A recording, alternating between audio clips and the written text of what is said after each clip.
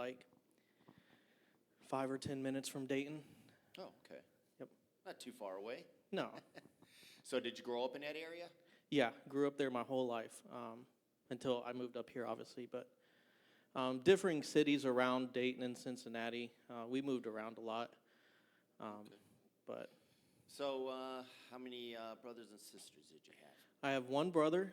He's about a year and a half older than me. And I have a sister that is 6 years younger than me. Oh, so just one and one. Yep, And you're in the middle. right in the middle. They say that's a tough spot for Yeah. some of the kids. Did you get along good with them? Yeah.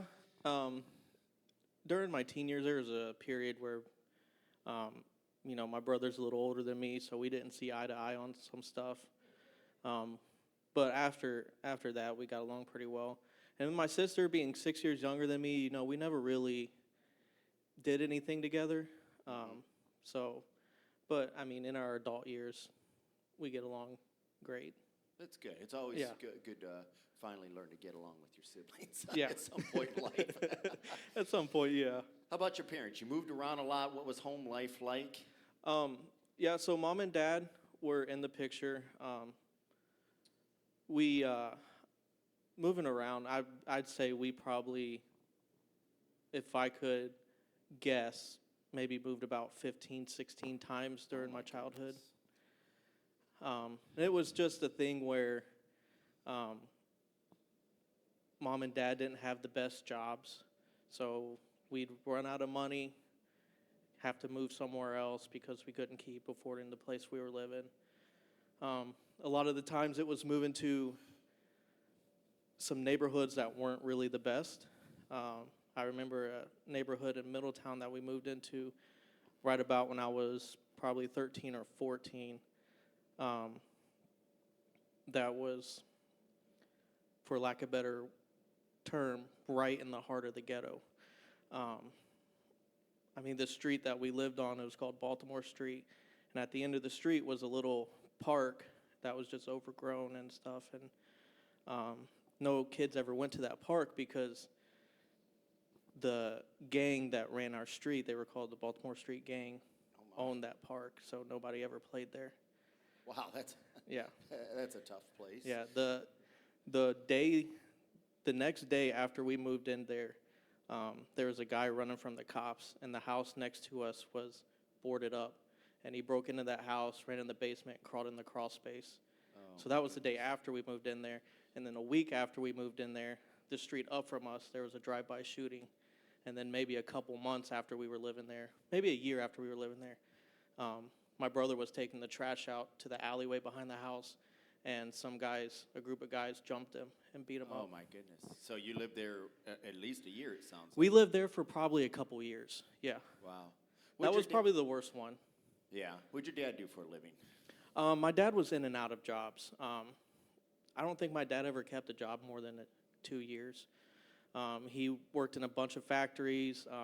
He was a truck driver for a little bit. He had some really nice jobs at times. He had some really not so good jobs at times, which is what made our financial situation hard.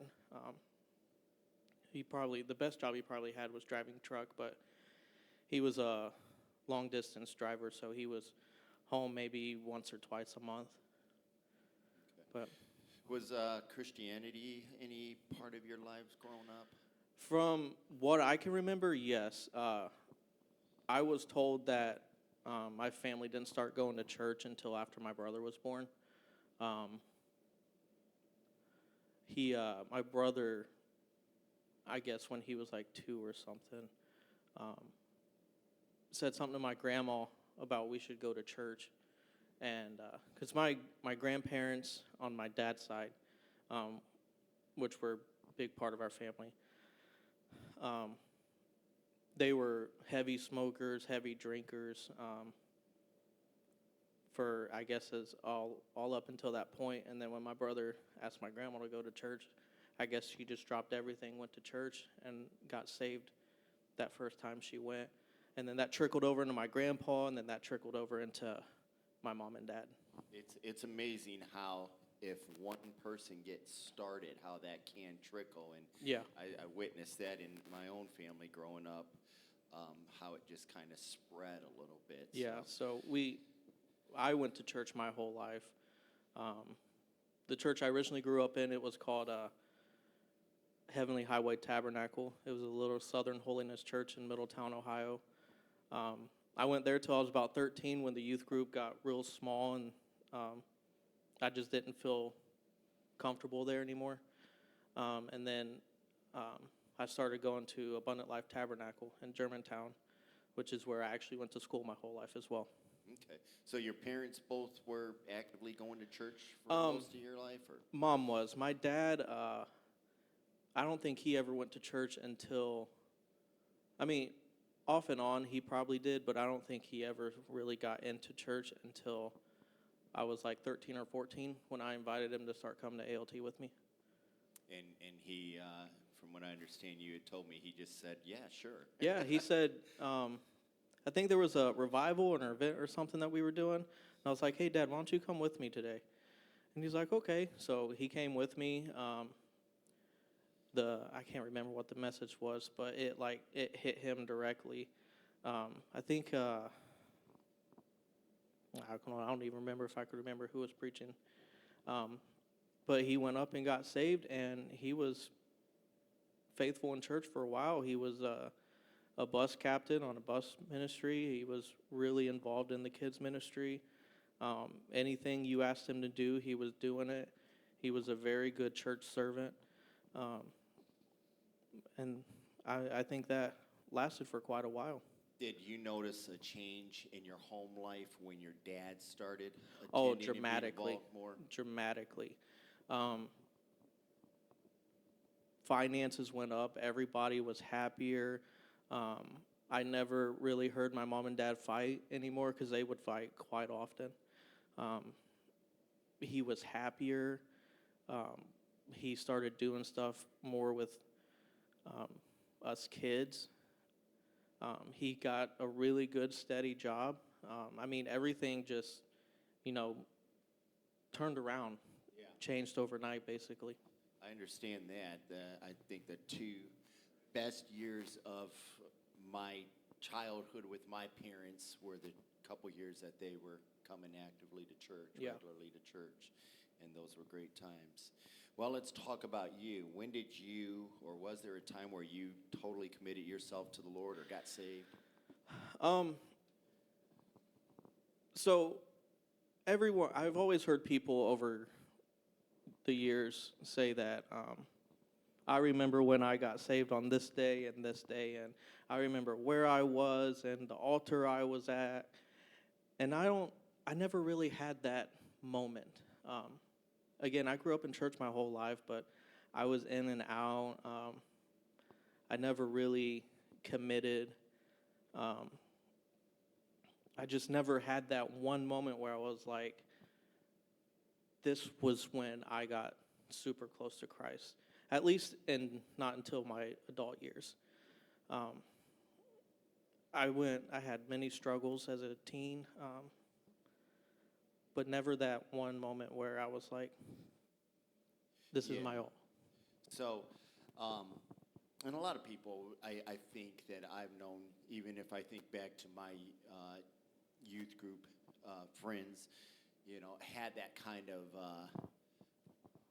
struggle where they came to church, they wanted to do the right things, but didn't always find themselves committing or being involved. And I think being involved and committed is an important thing, especially the younger you do that,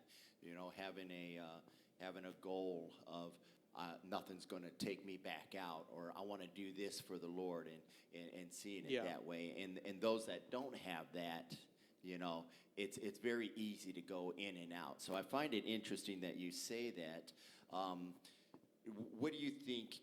Was it your surroundings, the environment that had you kind of in and out of church a little bit, as you say? I think it was all of it. Growing up in church, you learn the nuances of church, and you learn how to be a good church member without being a good Christian. And it makes it very easy to grow up in that environment, to play your part. So I think that was a lot of it. A lot of it was also the friends that I had in my early teen years. Some of my best friends at the time were not good influences. We did a lot of really bad stuff. Was there any one particular time in your teenage years that you just kind of said, I give up? Give up on Going to church, Yeah. serving God. So I never stopped going to church, but I did give up on God pretty much.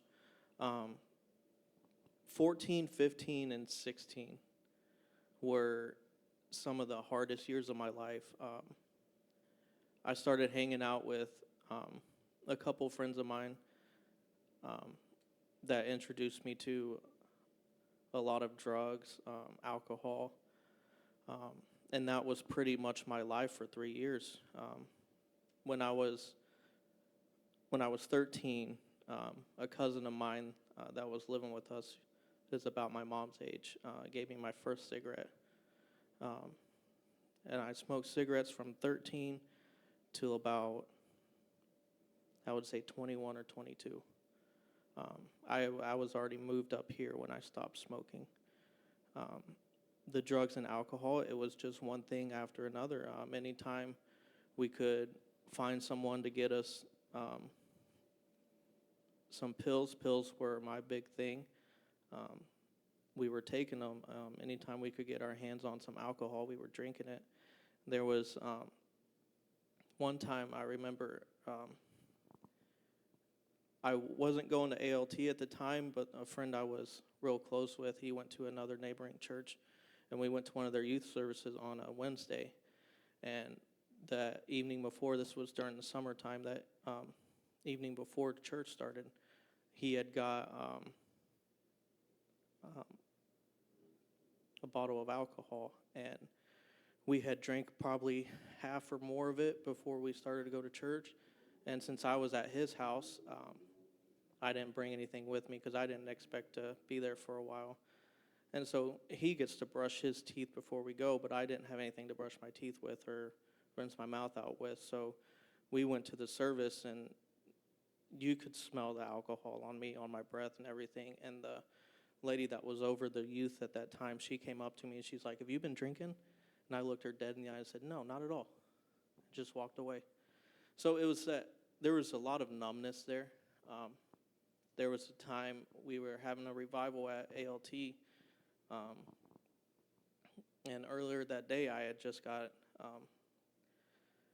bought some pills from somebody, and I sat in the church next to my friend with 6 Vicodin in my pocket, and one after another, I would just reach in my pocket, grab one, pop it in my mouth like that, and just sat in service.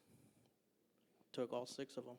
So, in this experience you had, you seemed to come to church a lot, though. What had you doing these things, but yet still attending the church regularly? I was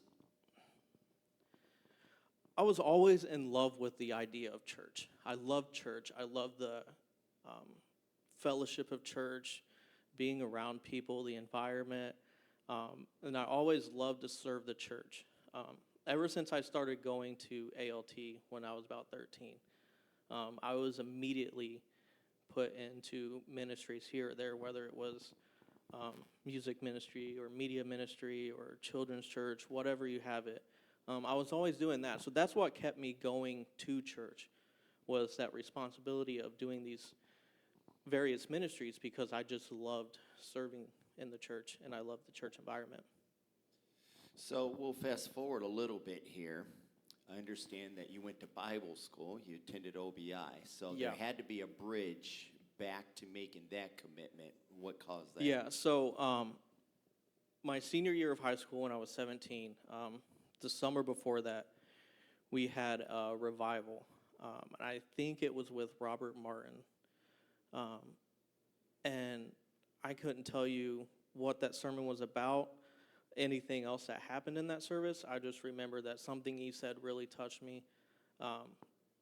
And me and one of the other friends I was hanging out with that was a big part of me getting into drugs, we both went up and prayed in that service. And I stood there when I prayed and said, I'm done with this lifestyle. I'm done with everything. I just want to be normal. And so I dropped that whole lifestyle. That friend, I stopped hanging out with him. And then that fall, when I go to school, we had got a new teacher in our school. We had the same teacher in high school for the first 3 years that I was there. And then the last year I was there, we had a new teacher. And that was Josh Ritchie, which some of you may know. And I really feel like he was put there as a teacher, to guide me through that last year of school. And because he was a big influence in me going to OBI. And he's probably one of the main reasons that I went. Okay. So you went there for a semester. What happened after that? So I went there for a semester. It was a big culture shock, like it is for most kids, because I was way more liberal with what I did than a lot of the kids that went there. So I just wanted to go originally to see if there was somewhere, God was pushing me more towards. And so I went there with barely any money. There were sometimes we were scrounging up change to go buy a $5 pizza to feed 3 of us or something. I was on work study, so that was helping pay off school, but it wasn't putting any money in my pocket. So I go through the whole year, never really get any, or the whole semester, never get really any direction of what I wanted to do. And then I come back home, and my mom, she always had this rule after you turn 18, when you leave the house, you're not allowed to come back home. Like, we can come home to visit, but you're not allowed to live back in the house, which I was okay with. I didn't have any problem with that. So instead of going home, I moved in with my grandma. And then I didn't really get back into my old lifestyle, but I never went further. And then I was seeing, like, all my friends get close to God and start going to college and getting these accomplishments. Some friends were getting married. Some friends were, turning around their lives. And I was just in this place, and I ended up getting into a massive depression, so much so that in 2012, I decided I was going to join the Marines. And I was going to be on the front line of the Marines in the infantry. And I was going to go to basic.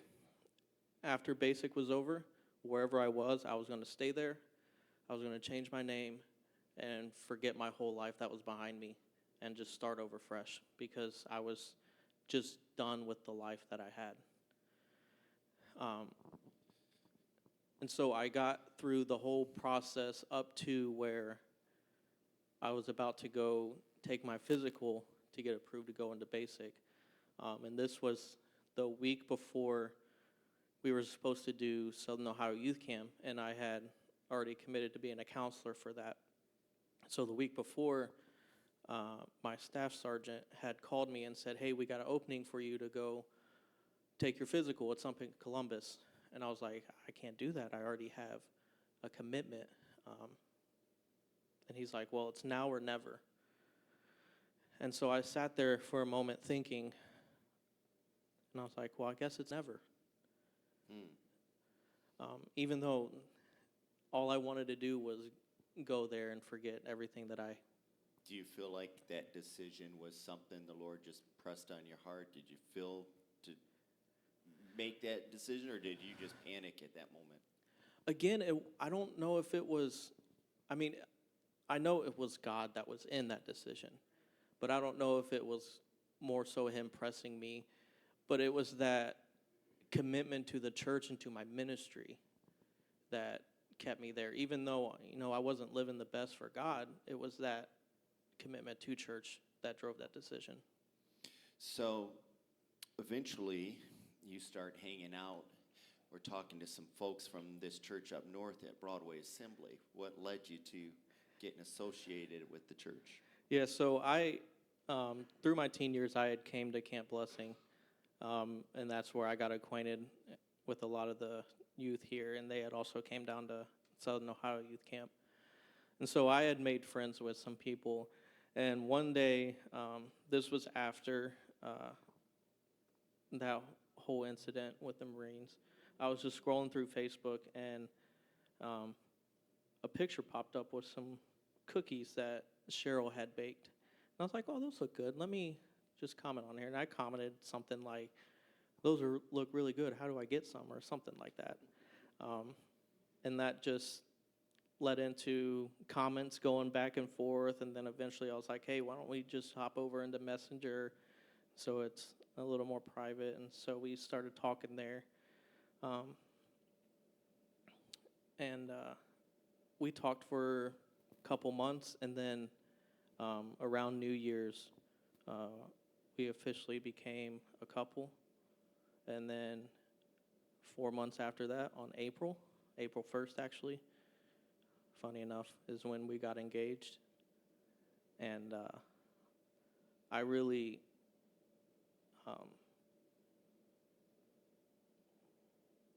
I give Cheryl all the credit for bringing me out of that depression. God gets, ultimately all the credit, but Cheryl was a big part of bringing me out of that depression because she helped me find purpose in my life again instead of just throwing it away. Yeah, well, there's no doubt that the Lord uses people and brings people in our life right on time sometimes. So that's a good thing. So yeah. This sounds like a love at first online site message. Yeah. And so that went along. You end up coming up here and marrying Cheryl and starting your adult life, so to speak. Yeah. And having kids. How's marriage been? Has that been fun? Is it? Marriage is marriage. If you're married, you know what I mean. The beginning years are fun, getting to know each other, especially since, we were only dating for 4 months. We were engaged for a year, so we never really had a long time to get to know each other. So those first few years were just us finding out about each other, little quirks and stuff. So that part's fun. Then in 2007, so we got married in 2014. In 2017, we had Ian, so that's 3 years later.